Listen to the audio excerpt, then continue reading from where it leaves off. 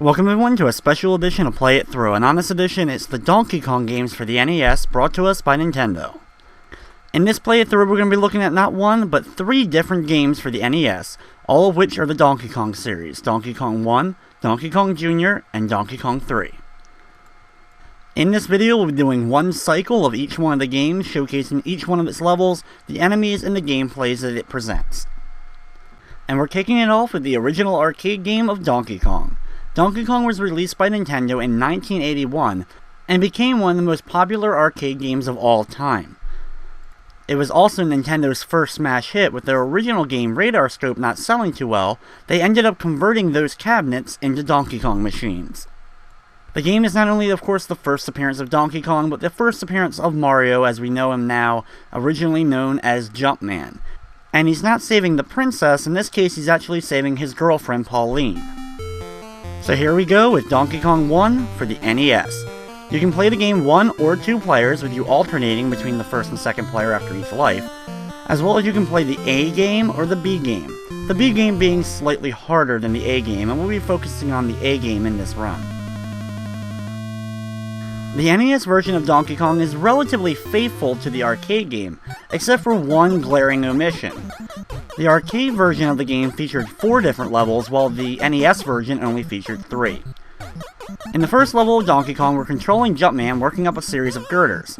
There's an oil drum at the bottom that flames will come out of after the first drum is hit from Donkey Kong. You then have to work your way up while avoiding all the other barrels that Donkey Kong throws down at you. You can grab the hammer, of course, in order to destroy the barrels for large amounts of points. Being a classic arcade game, mainly the focus of the game is actually gaining points, and not actually trying to complete each level. By completing each level, though, in a certain amount of time, you will net yourself a nice point bonus. You can use both hammers in this level in order to gain a lot of points from the different barrels, and once they've run out, work your way up to the top, and then get onto the same platform next to Pauline. Doing so will activate the end of the level, and you'll move on to stage number 2.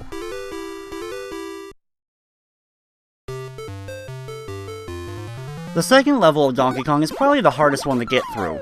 This level starts off by climbing up these ladders. We grab an umbrella for some extra points.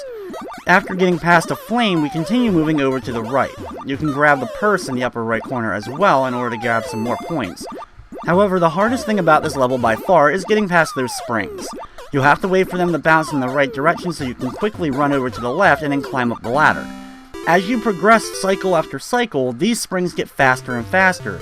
Sometimes you'll only have a split second to decide which spring is the correct spring to actually move Mario on. In the third level of Donkey Kong, or in this case the last level for the NES version, you actually have to break open these things holding the girders together. Once you walk over each one of these, Donkey Kong will end up falling down and you end up saving Pauline.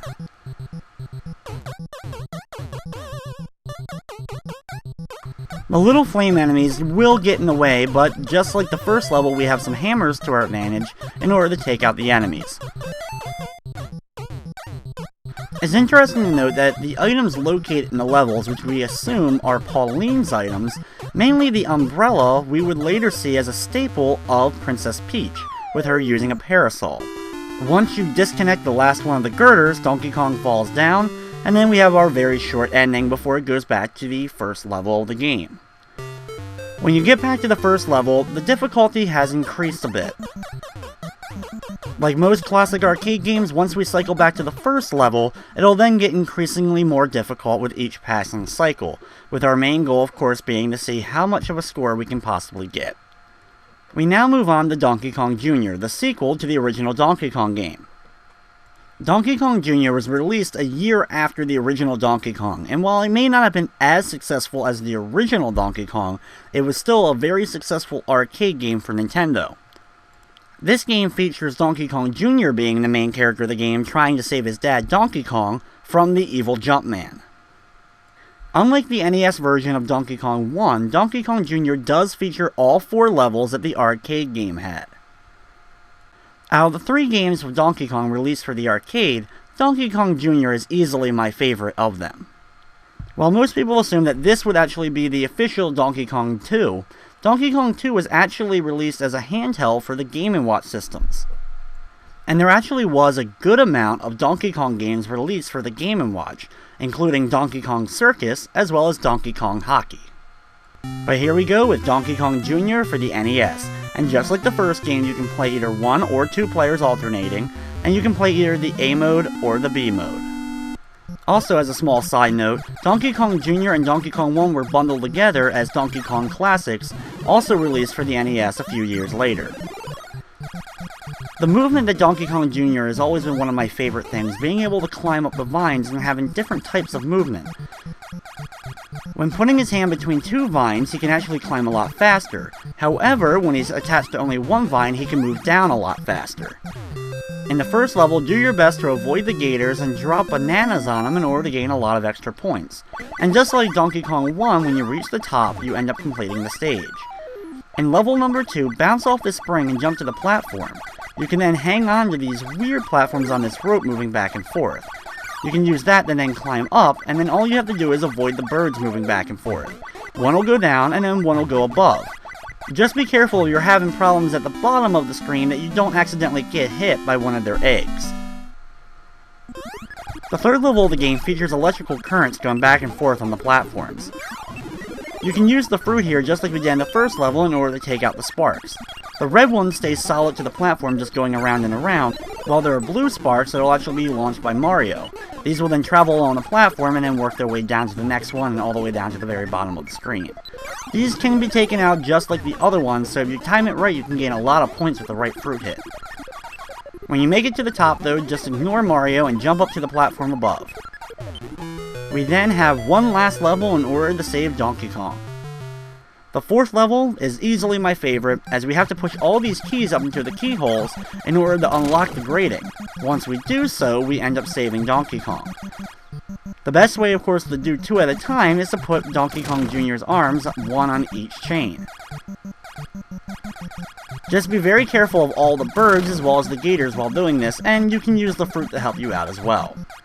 Once you're able to get the last key up, you can enjoy the short ending to Donkey Kong Jr. before the cycle begins over again.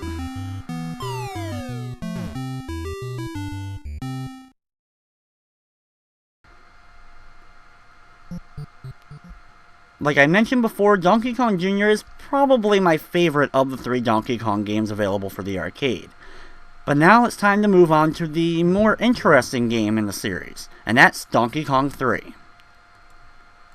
Donkey Kong 3, the least popular of the arcade games, features Donkey Kong and he's located this time inside of a greenhouse. You play as Stanley the Bug Catcher, and what you have to do is use your spray on Donkey Kong in order to get rid of him from the greenhouse, as well as battle all the insects that are going to be trying to eat the plants. The controls for Donkey Kong 3 are vastly different from the first 2 games. Controlling Stanley on only a few platforms at the bottom, you have to actually jump up to the later platforms so that you can continue to spray Donkey Kong. Just like the other Donkey Kong games, we can play 1 or 2 player as well as an A or B mode, with the B mode being of course a little bit harder.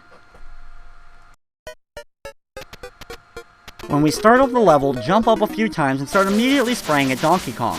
On the first few levels, since you can spray him pretty easily and there aren't too many bugs in your way, just focus on him and don't really worry about the insects. If you're quick enough, you should be able to knock Donkey Kong into the next level before any of the insects really get down to your plants. At the beginning of each extra life though, you end up getting a little bonus, and that is the power spray. To get this, you have to knock Donkey Kong up a certain amount, and then it'll knock down the bug spray, in which case you then get an orange spray instead of the white spray. Doing this, you can actually spray the entire length of the screen from even the very bottom, and knock Donkey Kong up very quickly.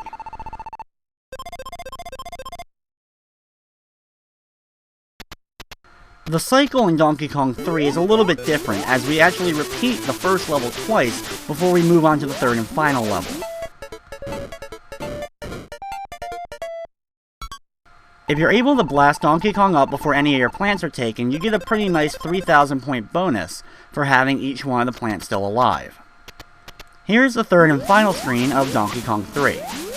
Jump along the platforms and then get up to the top. This is probably the first level you'll have to deal with the bugs. The worst being the big yellow hornets. When you first spray one, they'll change colors, and when you spray them again, they end up exploding into a spread shot. The best way to deal with them is spraying them while they're still a little bit up on the screen. That way when the spread shot goes out, it'll actually be able to completely avoid you. If you're too close to them when you actually hit them, that will instantly end up hitting you when they break apart. The little worms are also very annoying because you can't destroy them with your bug spray, but when you hit them, they stop moving and coughing, and they also block all your shots, so you can't keep spraying at Donkey Kong.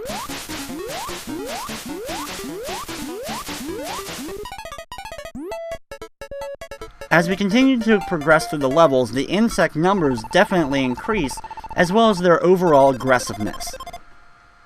Unfortunately, unlike the other arcade games, Donkey Kong 3 doesn't have an ending, so you just keep going round by round and there's no real closure to actually completing a cycle. So with that, I'm just going to wrap it up right here during round number 6. There was one last Donkey Kong game released for the NES, and that being Donkey Kong Jr. Math, an educational game where you control Donkey Kong Jr. and solve math problems. Not a very exciting game, and gameplay footage of it definitely isn't exciting to watch. After that, though, it would be a very long time before Nintendo would continue the Donkey Kong series. They would go on, of course, to create the spin-off series known as Donkey Kong Country, easily some of the best platformers of the 16-bit era. However, there was also another series of Donkey Kong games made based on the actual original arcade games. That being, of course, the original Donkey Kong for Game Boy. And that ends up being one of my absolute favorite original Game Boy games, and I love the Mario vs. Donkey Kong games that spawned from that series. But that'll have to wait for another video. And with that, that's going to wrap up this edition of Play It Through. I'd like to thank you for watching, and of course, I hope you enjoyed.